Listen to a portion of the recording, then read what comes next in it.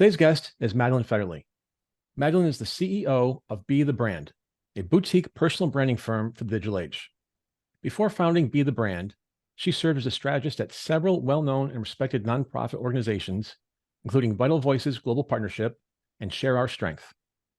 Madeline is passionate about helping individuals and organizations develop strong leadership, create people-focused work environments, and build purposeful and powerful online brands.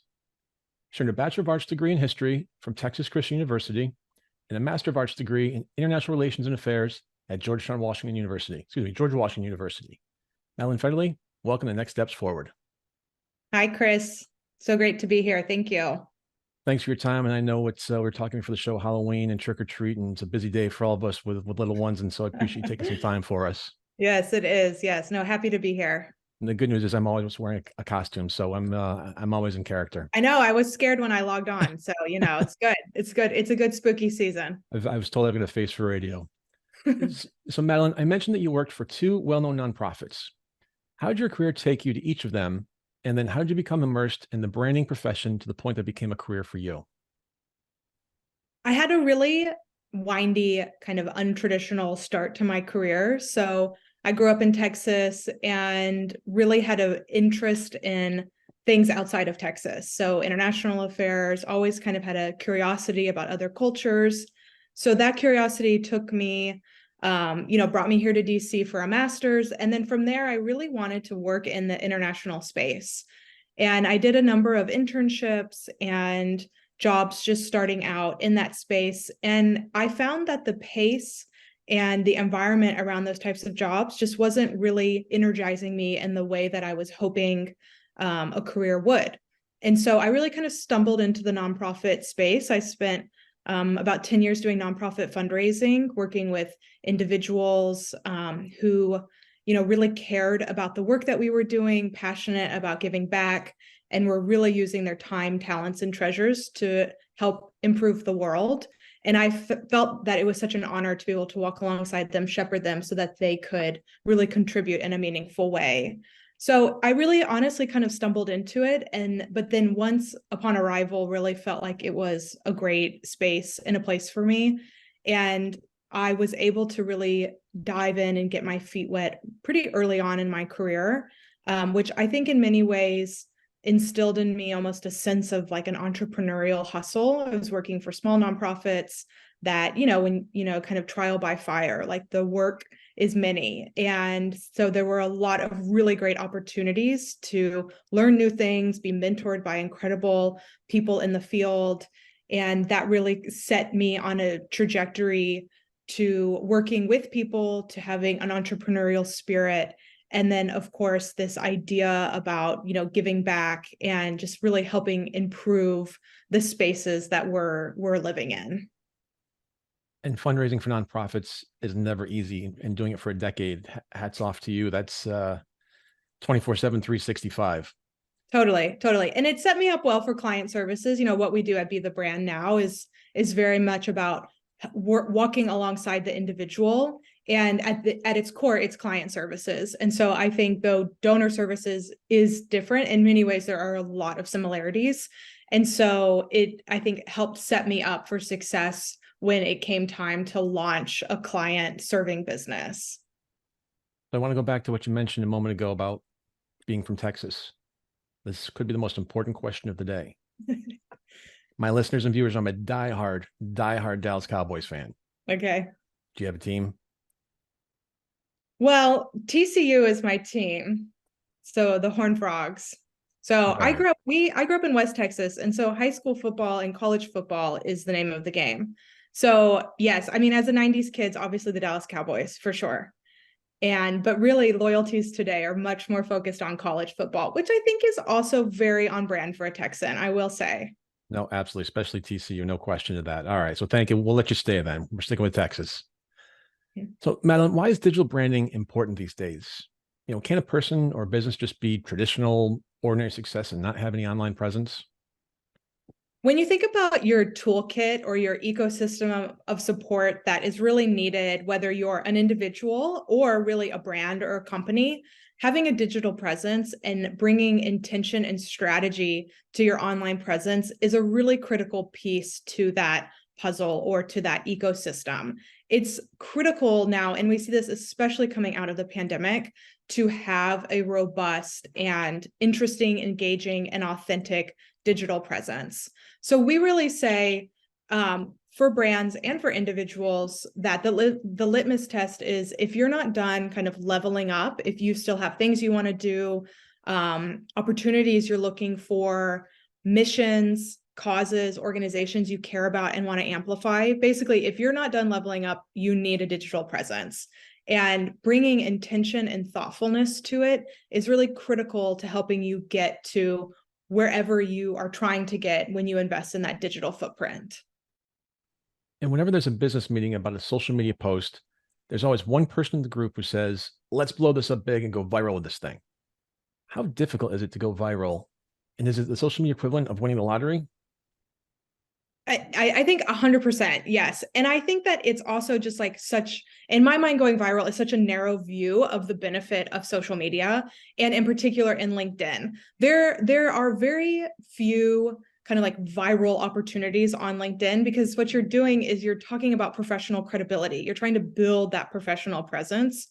And so when we work with people, we actually say at the top, like, we are not trying to turn somebody into an influencer. We are not trying to go viral on LinkedIn or on Instagram or TikTok. But what we are trying to do is harness the influence that you have and make sure that that influence is showing up in the digital space. So it's really less about winning the lottery and more about slowly and steadily building that credibility, and really telling that professional story, because we all have influence, and making sure that it's showing up online in the right way is the right way to approach it, instead of just trying to maybe one time go viral. So let's say we're fortunate enough to go viral once. How likely is it that we can do it again? And how do we go viral more than once?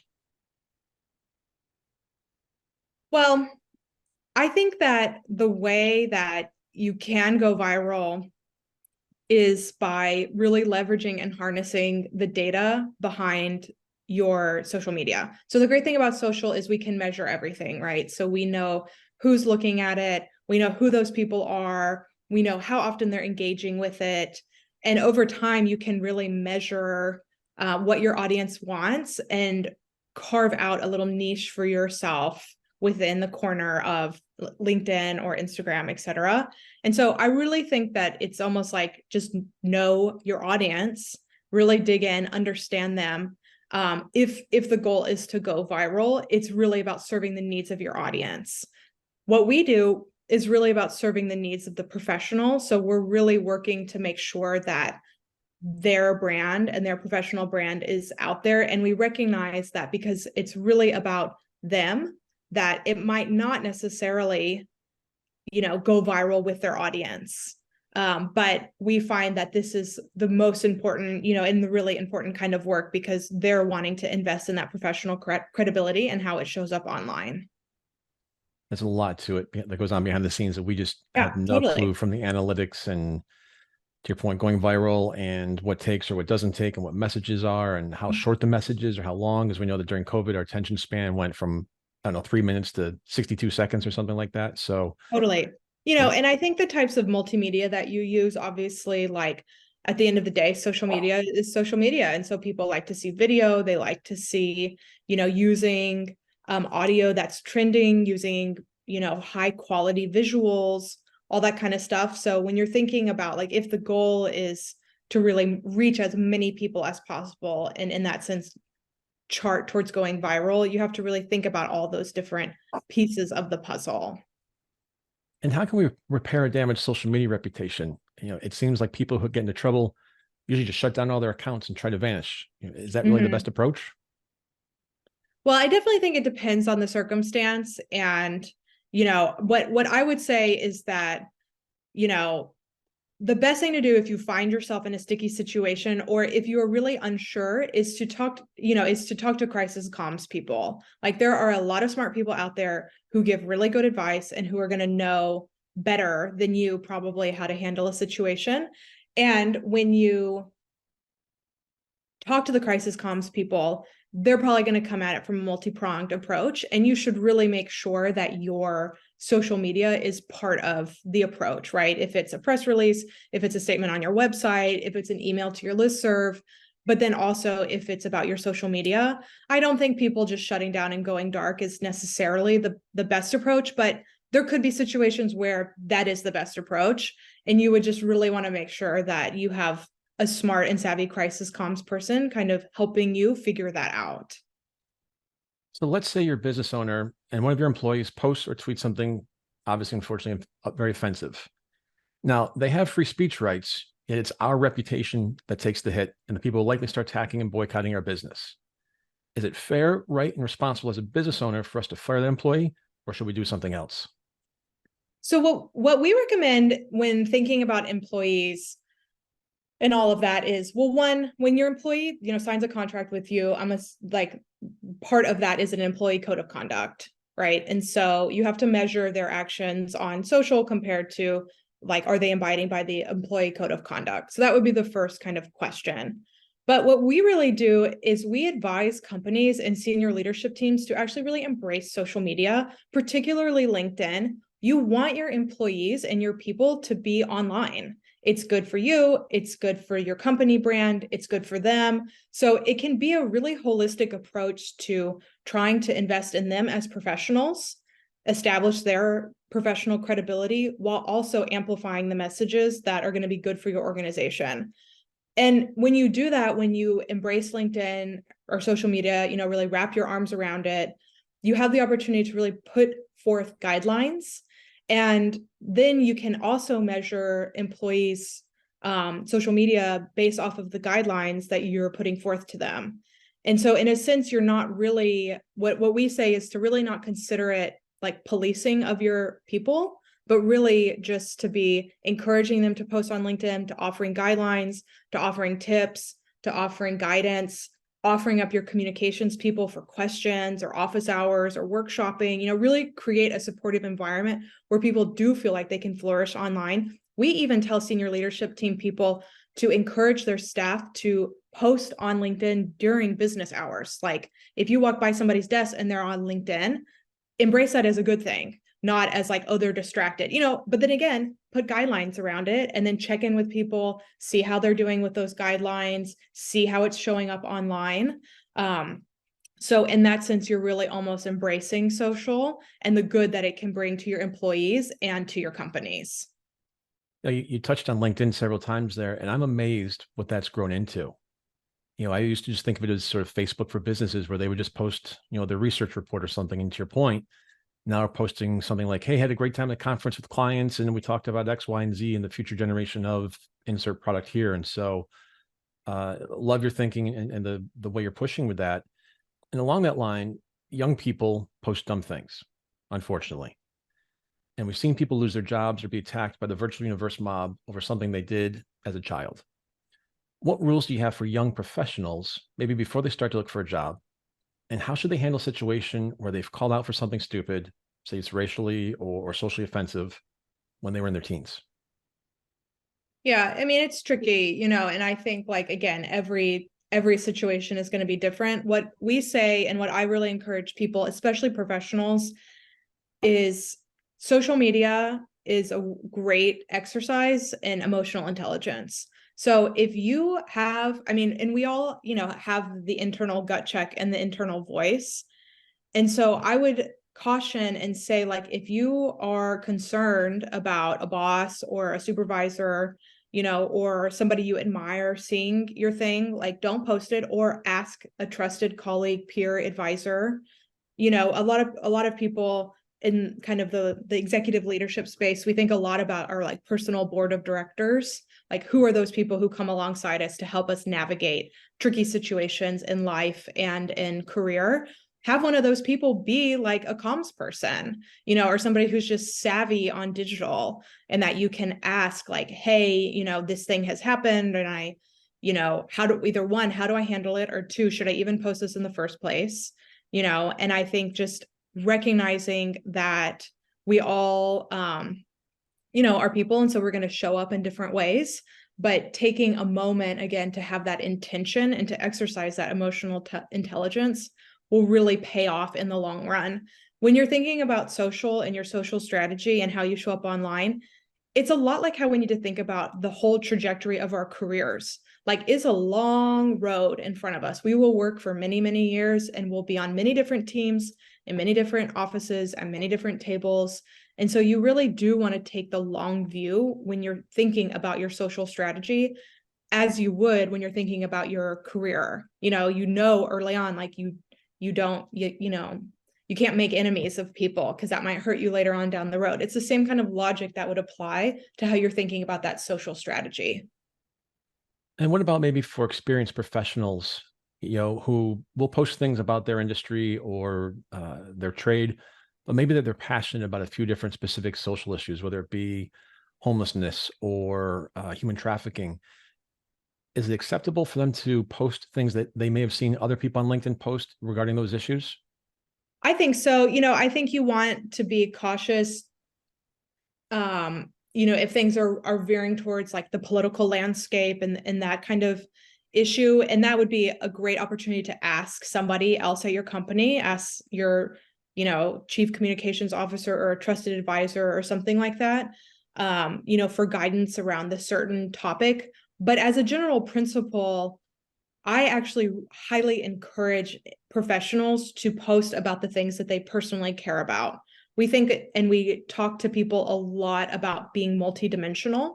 So, there's this, idea about showing up online in an authentic way. And we don't really talk about authenticity because, the reality is like, for me, I'll use me as an example. Like, my most authentic self is like online, or I'm sorry, at home, on the couch, covered in Cheeto stains with like 2 small kiddos and like a huge mess, like that's where I am in this stage of life right now. And that's not how I'm going to be presenting online as a professional. However, I am a mother, I'm a working mother. I care a lot about parental leave. I care a lot about work-life balance. And so I will talk about those things online because they matter to me. And in that sense, it's part of that multidimensional persona that I'm trying to build through my LinkedIn. So it's the same thing. We're all people. We care a lot about our work, but we also have personal lives that feed into this professional success that we've had.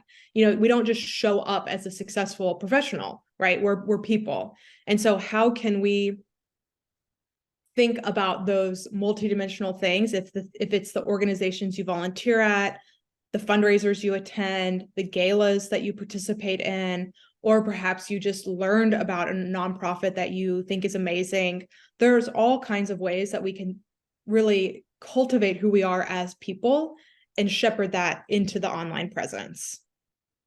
I love that. And I'm a little jealous that you've got 2 little ones to give you excuses for your Cheeto stains, because it's The just me Cheetos, putting it on my shirt.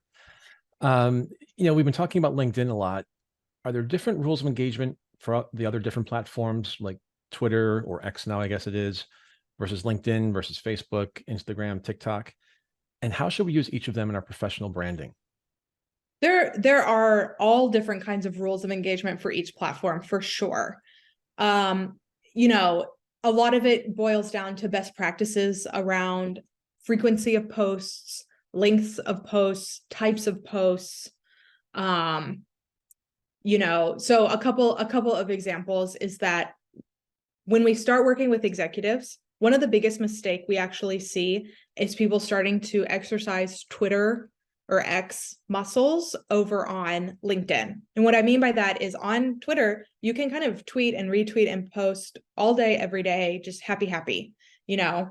On LinkedIn, it's actually very precious real estate. So we really only want to be posting 2 times a week on LinkedIn. If you're like an individual, if this is your individual page. For a brand or company, it's different. But for a person, 2 to 3 times per week is really the max. And so we don't want people posting 3 times a day. And so, there are definitely different rules of engagement for each platform.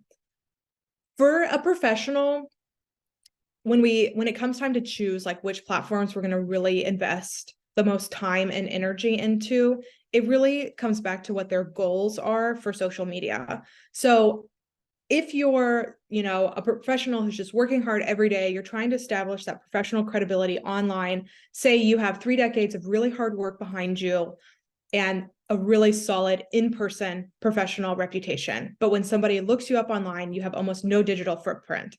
For you, I would say LinkedIn is a really great place for you to be. You can pretty easily, bring that in-person reputation and translate it into an online presence. If you're somebody that already kind of has a presence and you're doing a lot of speaking, you're talking on panels, maybe you want to be cultivated or recruited as like an MC or a speaker, I would also say that adding Instagram into your strategy would also make sense. That's a very visual driven page. If you're trying to build a brand, like a lifestyle brand, or you, like I said, as a speaker or a philanthropist, all that kind of stuff, and you're going to have visuals that are beautiful, that are beautifully edited, kind of readily available to you. It's not like a heavy lift. Then integrating Instagram would also be a smart strategy. But for almost everybody, I would say LinkedIn is like the baseline. Every professional should have at a minimum a polished LinkedIn profile and should consider how to build a LinkedIn presence. And then all the other platforms from a professional point of view have their benefits, but I would say LinkedIn is definitely the top place. And the other thing we think about a lot is just capacity to manage the platforms. It takes a lot of work. I mean, and that's truly why we exist. And so if you're doing this on your own, you need to think realistically about how many platforms can I manage? How much time per week can I commit to it? And then just start with one and see how that goes. And then you can build from there.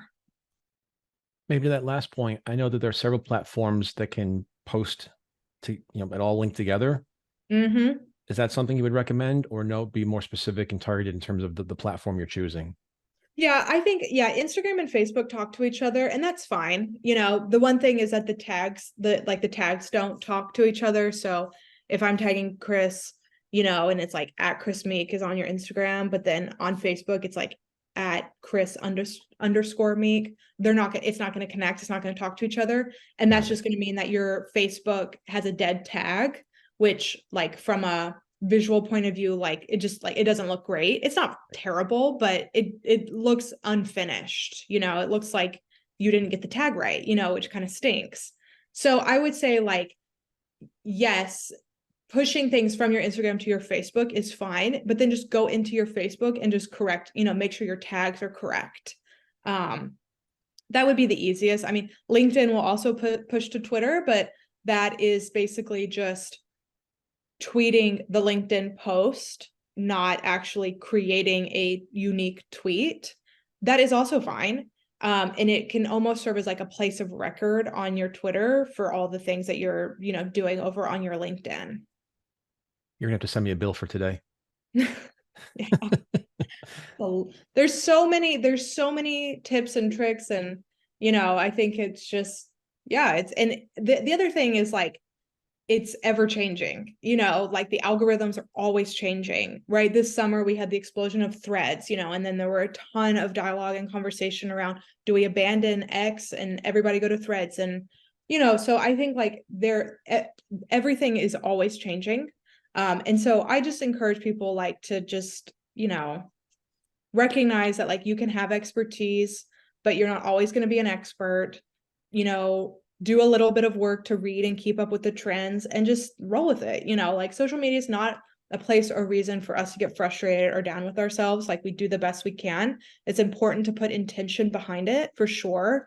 But, of all the things that can frustrate us and tick us off, like social media should not be one of them. Fair point. How important are content creation and curation in brand building?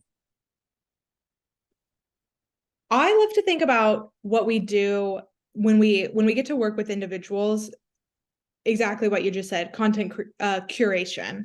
And it's really important. I mean, and it's also the point of what we're doing. Like you are showing up online to let your people, the audiences, know what you're up to and what you're doing and what your professional or your personal credibility is. And so the almost like most low-hanging fruit or easiest way to do that is to think about, what am I doing day over day? What do I have going on this week? What activities am I participating in? And to curate those activities into social media content.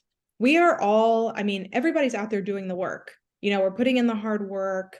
And so instead of just trying to create content, what we really think about is curating the work that we're already doing and just writing a couple of sentences, key reflections, takeaways from the event you attended, and posting it online. I also think there are things going on in your industry that you can curate as well. Like if a report just came out and maybe you contributed to it, or maybe you didn't contribute to it, but it's important to your industry and you care about it. Like that's just taking a report, reading it, and then adding your own reflections on it through a LinkedIn post. So I actually find curating is the most effective kind of content for professionals. And it's also the easiest because we're doing the work. And so we're not trying to come up with creative masterpieces in terms of creating content. And instead, we're just taking the hard work that we're already doing and we're packaging it and we're talking about it online. Last question before the break. What are the most common mistakes businesses make on social media, and how can they avoid them? I think not using your people is a very common mistake. There's a report that just came out that said messages put out by individuals versus companies are 84% more effective at reaching their audiences. And so you should really be thinking about how can you use your people and their profiles, their platforms to amplify your messages. And when you don't do that, you're really missing out on more, higher reach, higher engagement, more authentic credibility, points of connection, all those really good things that make for really successful social media posts. Madeline, we were talking about personal and professional brands before the break. How is someone's personal brand different from their professional brand? I don't really know that it is, honestly. I mean, I think if you are a working professional, your personhood is part of that, and kind of vice versa. So I think that we define a personal brand as a unique set of characteristics that are put together with intention and reinforced over and over again. And a smart personal brand is one that you are in control of. And the way we show up online is a great way to be in control of our personal brand. So I actually think that there are things that you can dial up and dial down. Like say you have a very personal Instagram account and, you talk, it's very personal, right? It's family pictures, it's vacation pictures, it's activities with kiddos, it's all that kind of stuff. And maybe none of that shows up on your professional LinkedIn. But I would say that even within that, there are likely still things that are crossing over and things that are about your personhood and your personal life that are showing up in your professional reputation and vice versa. So the other thing is that like, if we try to really like separate, like, and like write down, here's my personal brand, draw a line, here's my professional brand, like it's too much work, like we're already busy, we're working, and so instead we just build strategy around who we are as people. And the reality is that that's going to be, X% of being a person and X% of being a professional. And so, yeah, I don't really like to differentiate because I just don't think that that's like a real thing. I love that. And I think maybe COVID sort of morphed that together. Just working from home, you kind of became one entity, if you will. Right. It's like there's a big conversation going on right now about like balance, like work-life balance. And a lot of very smart people who are a lot smarter than me are, saying like, basically like, we don't believe in work-life balance, and that doesn't mean there is no balance, but it does mean that it's very challenging and there's almost no point in trying to like keep this over here in this lane and this over here in this lane, but rather if you kind of like embrace both sides of things and then work within that framework to get the help that you need, to set the schedules that you need, etc., you end up kind of just one, having a lot more success, and two, having a lot more peace of mind. And peace of mind is a more significant piece there, I think. Totally. Many people dream of becoming influencers. How realistic is that? And how difficult is it to actually achieve the goal? It's so difficult. I mean, people obviously depending on the platform, but each platform has its own I guess, like formula, so to speak, in terms of like what makes an influencer. And there are all kinds of systems of support, whether internally from that platform or external resources, et cetera, that come in to help make somebody an influencer. And then in addition to that, even if somebody does it on their own or is like bootstrapping it, I mean, I would say it's like a full-time job, or at least 20 hours a week. I know professionals that on their own, they're trying to get to X number of followers, and they are committed to like being on LinkedIn only for like 2 to 3 hours per day just to get to X number of followers. So, and that just means it just requires a lot of work. You have to write thoughtful content. You also have to spend a lot of time engaging. So that's a huge piece of the puzzle that we don't really talk about as much. Like, you have to interact with other people and find your kind of corner of the social media platform and grow a lot of visibility over there. Responding to direct messages.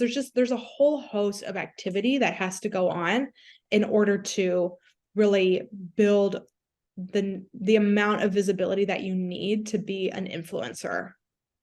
So it's a full-time job on top of your job. It's totally, I would say like at least a part-time job if you're doing it on your own. But then again, also like there are all kinds of external, resources and firms and companies and all this kind of stuff that also come in to help. So even in addition to time, like it requires additional resources as well. What role does or should influencer marketing play in social media branding? Well, if you look at the budgets of so many of the Fortune 500 companies now, you'll see that the most significant or one of the most significant line items in their marketing budgets is influencers. So the power of social media to influence people to buy product or buy service or tune into certain things is tremendous. And that goes back to like, what is the mistake that companies are making? Again, if they're not using real people to put out their messages, you're really missing the mark. And so, I think that in terms of the role that influencers play, it's huge. And we definitely saw that like escalate and increase a lot during the pandemic, but we haven't really seen it go back down. Like, I think that's kind of the rules of the business now in terms of what helps move the needle in terms of sales, in terms of credibility, in terms of visibility. Leveraging influence is just a critical part of it. So knowing that most of us aren't likely to become influencers, should we ever hire an influencer to promote our personal or professional brands? And if there are times when we should, how should we go about doing it so it really, really works for us? I definitely think this would make the most sense if you have like a product, if you're a company and you have a product, it's the same idea as like endorsements. And yeah, I mean, I think obviously it would need to just be part of your integrated marketing strategy that you put together with your team and deploy. And I think making sure that you're working with an influencer that is brand aligned, that actually cares about your product. Maybe they actually use it on their own, so that they can speak with authenticity about your product is really probably the most important thing, because again, it's people. And so you want people to be promoting other people or other product with authenticity. And so I would say like, really doing the work and the research to make sure that there is brand alignment.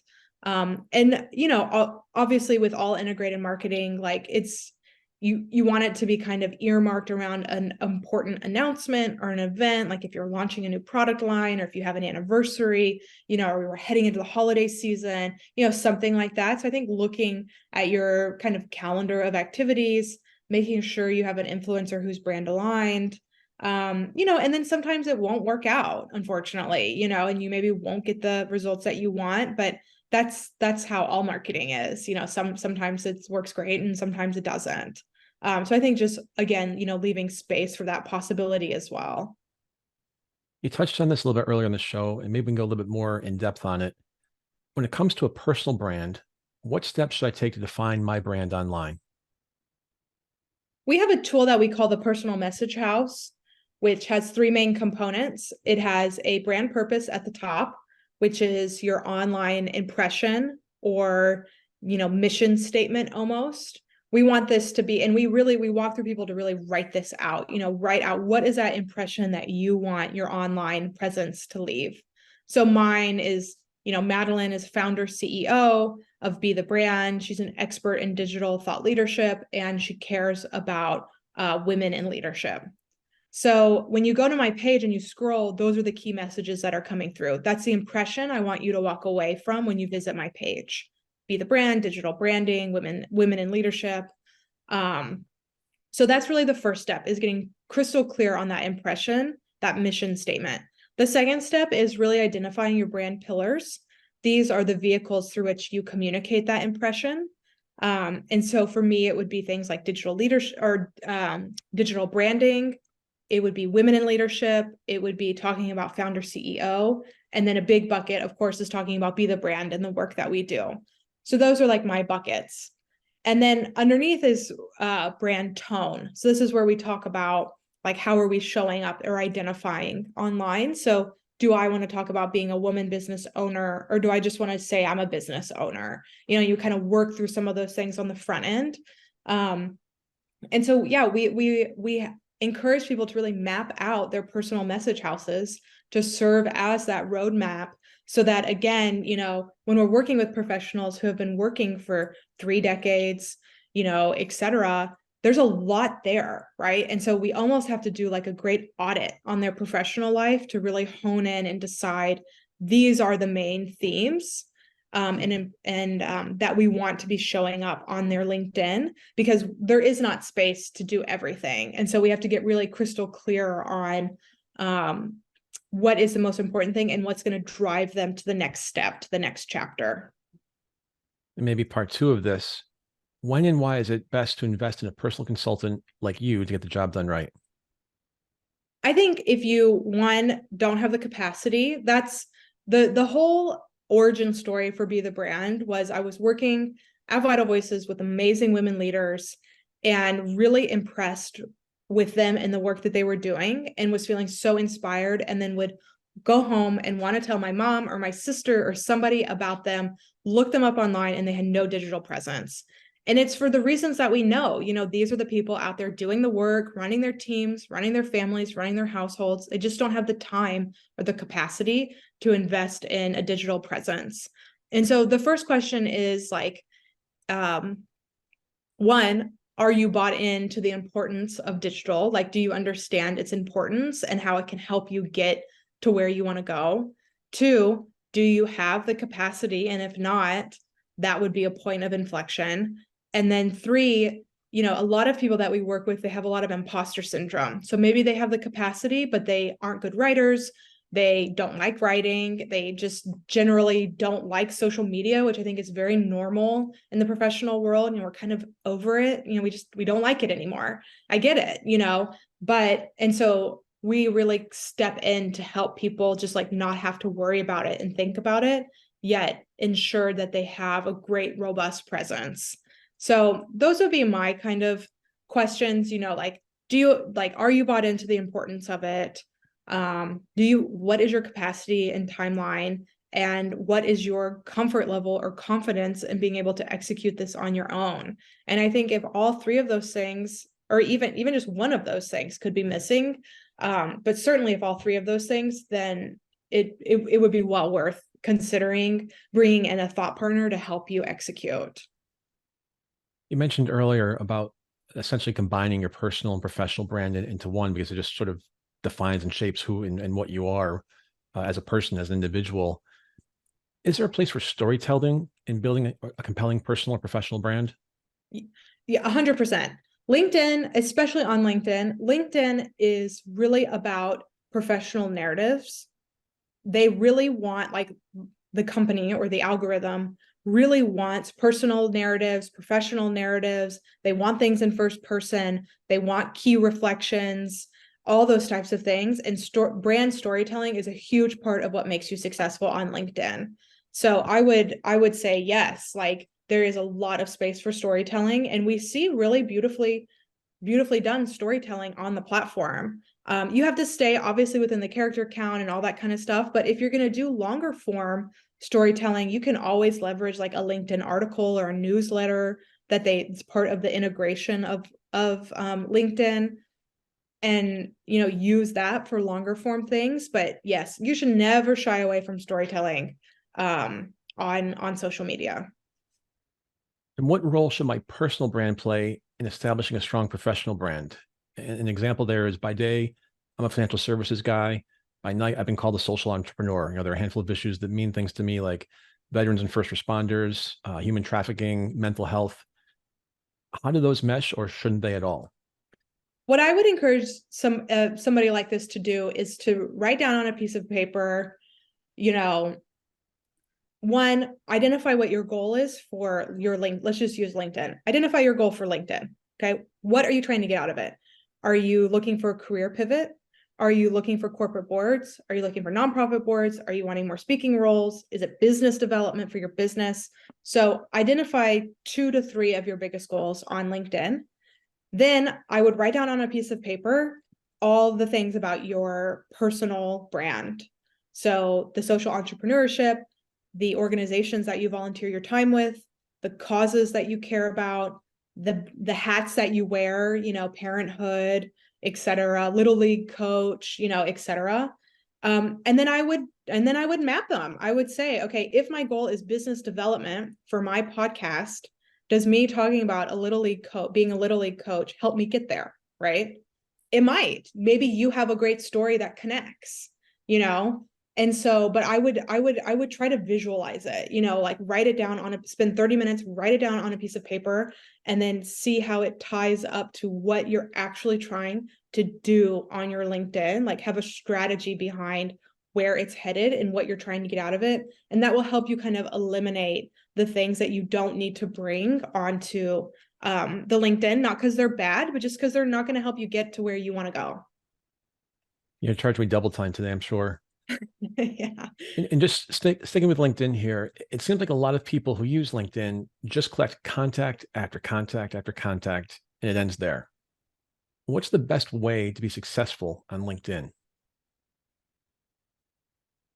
Our best practice is posting 2 to 3 times per week and engaging on the platform for about 5 times a day.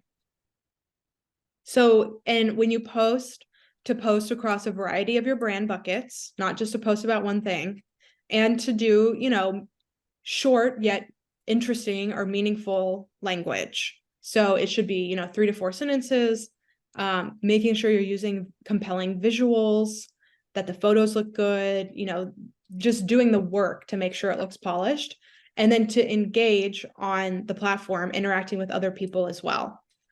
In terms of like messages in your inbox, there is obviously always going to be a lot of business development going on in your inbox.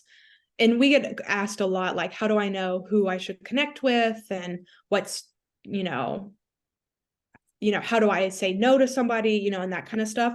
We always say that if you have like 10 or more points of mutual connection, even if you don't know the person, it's probably fine to connect with them.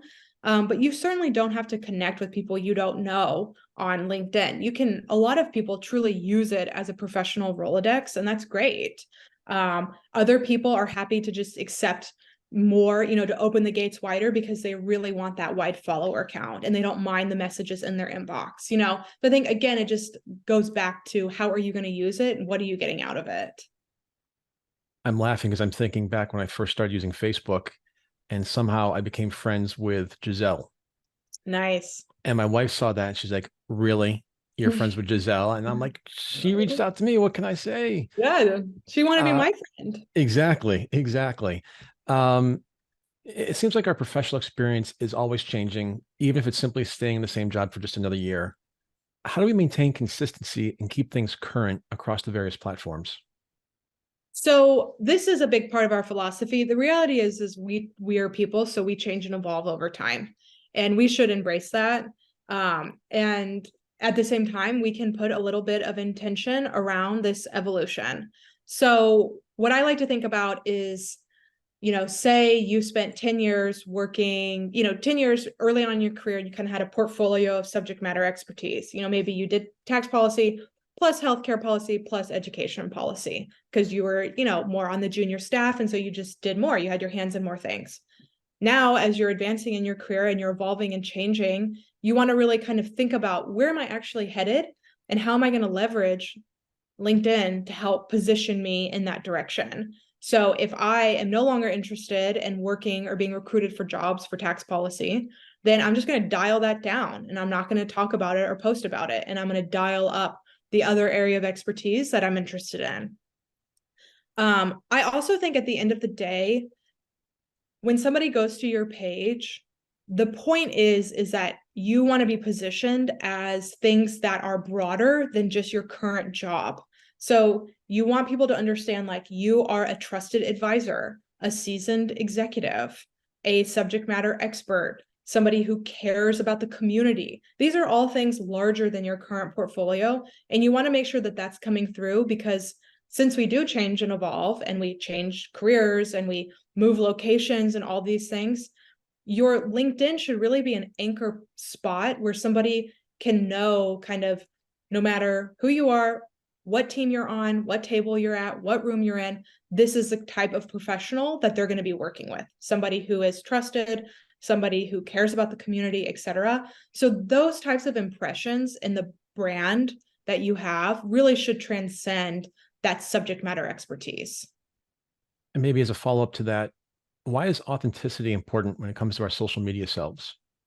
It's the best place for a point of connection. I mean, and we see that so often when a client or somebody we're working with posts, maybe a post that's like a little more personal or there's photos, we hear from them that it's that post that had an echo chamber around it. And when they went into the board meeting with their CEOs or when they went to this event and saw other industry leaders, it was that post that people referenced and say, oh, I didn't realize that you coached Little League. I do too. I loved seeing that post or, I also love XYZ TV. We had clients who posted about Ted Lasso, right? Because that was such a beloved show and wonderful lessons on leadership. And there was just a lot of great stuff you could say on LinkedIn. So it's just a point of mutual connection. Authenticity lets you be a person and lets you connect with others. And that is the power of the echo chamber of LinkedIn. It's going to exist on the platform, but it's also going to go with you when you go into that meeting or when you go to that lunch, etc. Well, now I really have to be thoughtful in terms of what I post on LinkedIn. So I'll be careful. So thank you for that. You speak at conferences, on podcasts like this one and other settings. How can we effectively communicate our personal and professional brands through events and opportunities like that? Just getting super clear on what you're trying to say. I think like it's part of the work that we have to do as professionals. I think we show up in so many different ways throughout all the points in our life. And I think it's important to do the work, to carve out a little bit of time to write out like that brand statement, to write out, the personal elevator pitch, etc. And then just to reinforce it. It's like I said at the beginning, personal brand is a unique set of characteristics that you just reinforce over and over again, And so I think that there are all kinds of low-hanging fruit and things that we can do as professionals and as people to solidify that personal brand with just a little bit of thinking and just a little bit of intention behind it. We have just a short time left. How can people reach you and connect with you if they'd like to have you speak to their group or provide individual or group consulting services for them?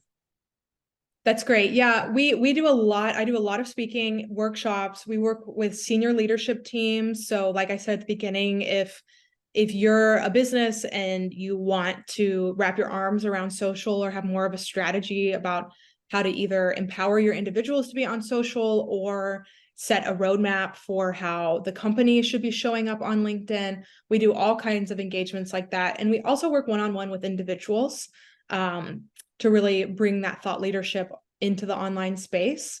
So our website's just bethebrandcollective.com. We're also on social media, Instagram and LinkedIn, Be the Brand Collective. And those are the best ways to get in touch with us. Madeline Fetterly, CEO of Be the Brand. Thank you so much for being with us today. It was very Thank helpful, you, very Chris. insightful. No, I learned a lot, and hopefully my junior college daughter did as well. Good. Yes. Yes. Yeah. And for all the young people listening, like, even if you're just starting out, like at a minimum, you should definitely have a LinkedIn profile, and make sure that it's up to date. It's almost like the idea of being retail ready, right? When a product goes to shelf, we make sure it's retail ready. Like the packaging looks nice, everything's FDA approved or whatever. When you enter the workforce, make sure you are, internet ready, basically, because people 100% are Googling you before you go into an interview, and your LinkedIn profile will be the first thing that comes up. And that is actually really good news, because you can totally control what your LinkedIn profile looks like. And so do the work to make sure that it represents you well. And in that sense, you're almost retail ready. So it was really great to be with you, Chris. No, thanks for your time, Madeline. I'm Chris Meek. Right of time. We'll see you next week. Same time, same place. Until then, stay safe and keep taking your next steps forward.